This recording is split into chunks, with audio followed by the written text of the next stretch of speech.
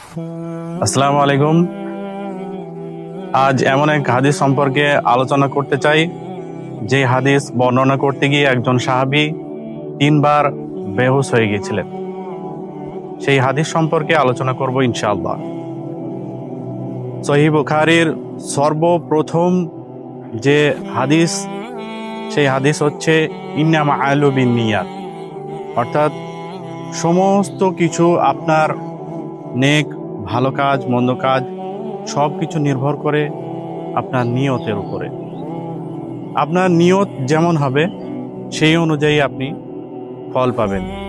আপনি জাকাত আদায় করছেন, যদি জাকাত লোক দেখানোর উদ্দেশ্যে হয় তাহলে লোক দেখানোই হবে, পরকালে আপনার জন্য কিছু থাকবে না।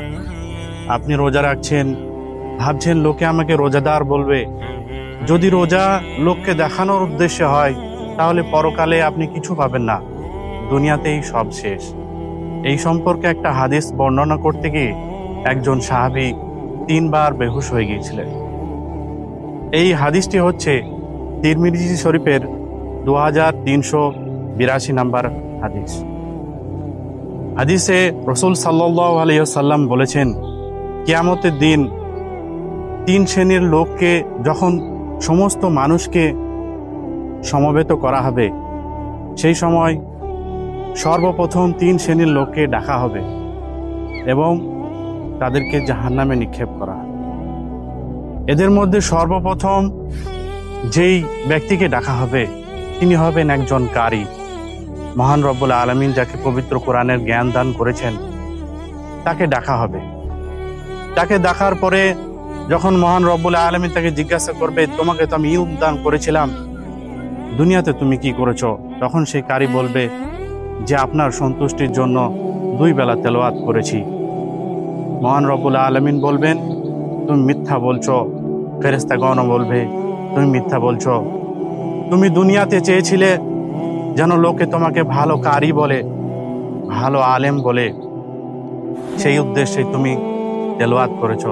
অতএব দুনিয়াতে লোকে তোমাকে ভালো কারি, ভালো আলেম বলেছে, তোমার দুনিয়াতেই সব শেষ, আখিরাতে তোমার জন্য জাহান্নাম। দ্বিতীয় যেই ব্যক্তিকে ডাকা হবে সেই ব্যক্তি হবে দানশীল, যাকে দুনিয়াতে মহান রব্বুল আলামিন অশেষ অর্থের মালিক করেছিলেন। সেই অর্থ তিনি যেমন ইচ্ছা খরচা করেছেন, হয়তোবা দিনের উদ্দেশ্যে খরচা করেছেন। তাকে ডাকা হবে, তখন তাকে প্রশ্ন করা হবে, দুনিয়াতে তোমাকে অনেক ধন সম্পদের মালিক করা হয়েছিল, তুমি সেই সম্পদ কি করেছো? তখন বলবে, আল্লাহ আপনার সন্তুষ্টির উদ্দেশ্যে দ্বীনের পথে টাকা ব্যয় করেছি। তখন মহান রব্বুল আলামিন বলবে, তুমি মিথ্যা বলছো, তুমি এই জন্যই দান করেছিলে যেন লোকে তোমাকে দানশীল বলে। দুনিয়াতে লোকে তোমাকে দানশীল বলেছে, এখন আখিরাতে তোমার জন্য কিছু নেই, আখিরাতে তোমার জন্য জাহান্নাম। এরপর সর্বশেষ যে ব্যক্তিকে ডাকা হবে সেই ব্যক্তি হবে শহীদ। তাকে যখন ডাকা হবে যে দুনিয়াতে তুমি কি করেছো, তখন বলবে, আল্লাহ আপনার উপরে, আপনার রাস্তায় জিহাদ করে শহীদ হয়েছি। মহান রব্বুল আলামিন বলবেন, তুমি মিথ্যা বলছো, তুমি এই জন্যই যুদ্ধ করেছ যে লোকে তোমাকে বড় বীর বলবে, তাই তুমি যুদ্ধ করেছো। দুনিয়াতে লোকে তোমাকে বড় বীর বলেছে, আখিরাতে তোমার জন্য কিছু নেই। তাই আমার প্রিয় বন্ধু, আপনারা সকলেই জানেন নিয়ত অনুযায়ী ফল হয়।